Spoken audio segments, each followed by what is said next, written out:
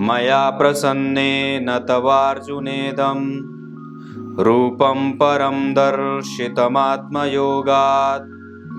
तेजोमयं विश्वमनन्तमाद्यं यन्मे त्वदन्येन द्रष्टपूर्वम्।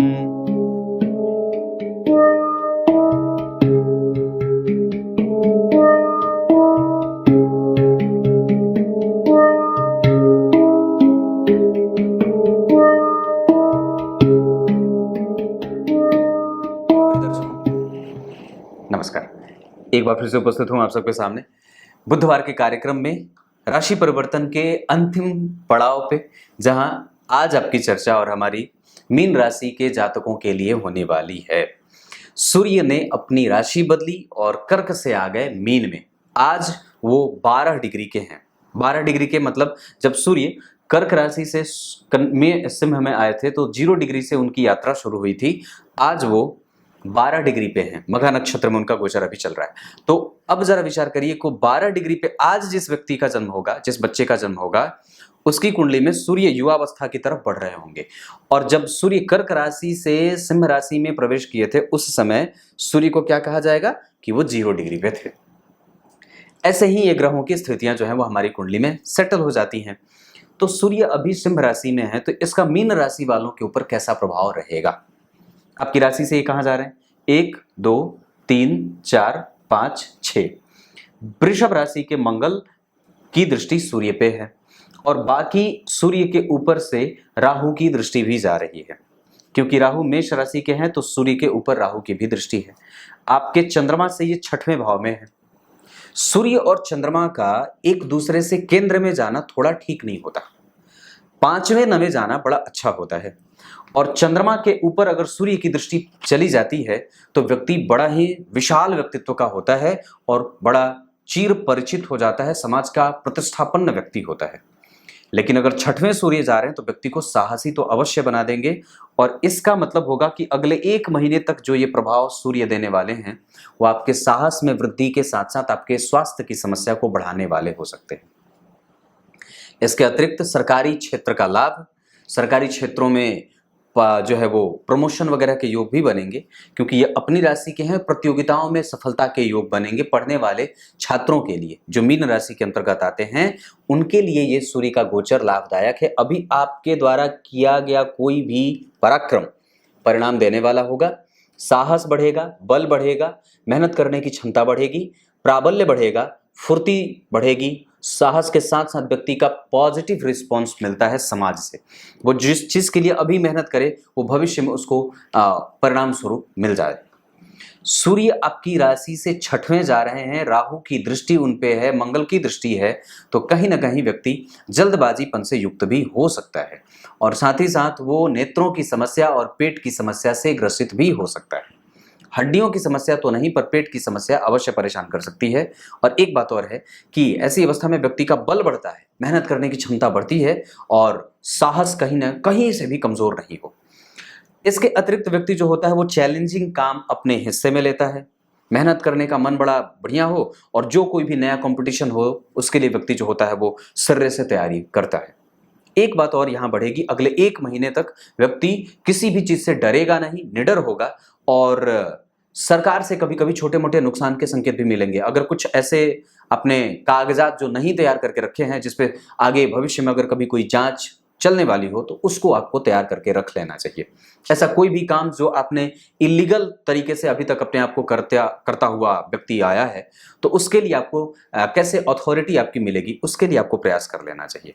क्योंकि राहु की दृष्टि है, मंगल का प्रभाव रहेगा तो दुश्मन न बढ़े। हालांकि इससे डरने की कोई बात नहीं है। आपके दुश्मन और आपकी विपरीत परिस्थितियों के प्रति आपके भाव बदलेंगे और आपका प्रभाव भी बढ़ेगा। इस दौरान किया गया कोई भी पराक्रम कभी भी कमजोर नहीं होगा, कभी भी वो निष्फल नहीं होगा, कभी भी आपके पराक्रम का बल कमजोर नहीं होगा और साहस कम नहीं होगा। ये बार बार मैं बोल रहा हूं क्योंकि वो उसी भाव से गोचर कर रहे हैं। साथ ही साथ व्यक्ति की जो सरकारी क्षेत्र का लाभ है वो मिलने के साथ साथ उसके संबंध जो है वो कई अन्य लोग, कुटुंबजनों से संबंध अच्छे हो जाए।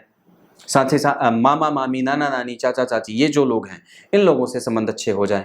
जो लोग आपको बहुत दिनों से आपके दुश्मन बने हुए थे वो कई बार मित्र बन जाते हैं। आपका पराक्रम इतना बढ़ जाता है कि देख करके वो लोग डर जाते हैं।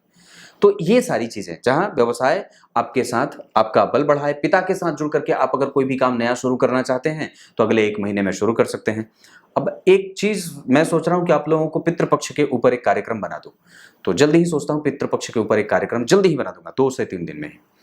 अब आइए मैं आपको सूर्य को प्रसन्न करने का उपाय बता देता हूं। अगर आप मीन राशि के हैं तो सबसे पहले विष्णु सहस्त्र नाम का पाठ, अगर पढ़ नहीं सकते तो सुनना शुरू करिए।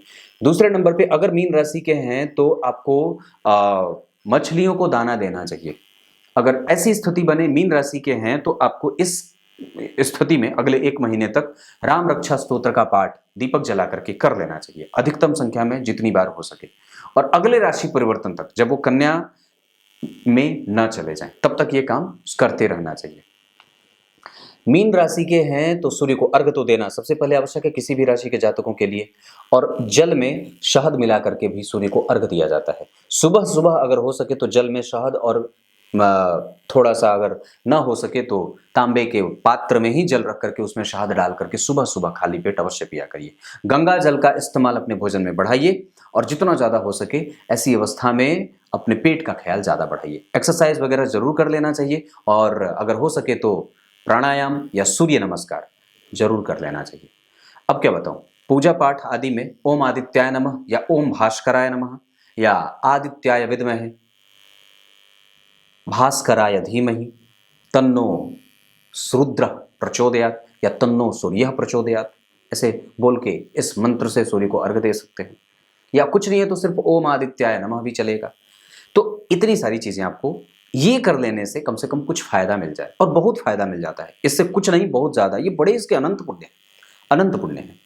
अब आइए आपको गीता जी के श्लोक का अर्थ बता देता हूं। गीता जी के 11वें अध्याय के 47वें श्लोक में भगवान ने बात कही है। क्या कही है? मैंने तुझे वो स्वरूप दिखाया है जिसे आज तक किसी ने नहीं देखा। अब एक बड़ी अद्भुत बात बताता हूं। जैसे मैं मेरे संबंध आप लोगों से अलग तरीके के हैं। मेरे संबंध मेरी माता जी के साथ अलग से हैं। मेरे संबंध मेरे पिताजी के साथ अलग से हैं। मेरे संबंध में कुछ दर्शक ऐसे हैं जिनसे मैं अलग तरीके से भी जुड़ा हूँ।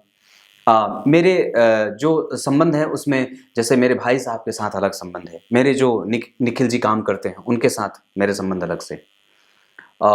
मेरे रिश्तेदारों के साथ मेरे संबंध अलग से हैं। गुरु जी के साथ परम उच्च संबंध, ईश्वर के साथ संबंध अलग है। गणेश जी के साथ मेरे संबंध अलग हैं। बजरंगबली के साथ मेरे संबंध अलग है। आपने इसी तरीके से अपने संबंधों को किस तरीके से किसके साथ कैसा फिट बैठाया है और कैसा बनाया है। कोई आवश्यक नहीं है कि सबके साथ हम एक जैसे ही जुड़े होते हैं, और एक जैसे ही हम सबको एक ही माले में एक जैसे संबंध तो हमारा सबके साथ एक जैसा होना चाहिए, सब बराबर होने चाहिए, पर वो होता नहीं है।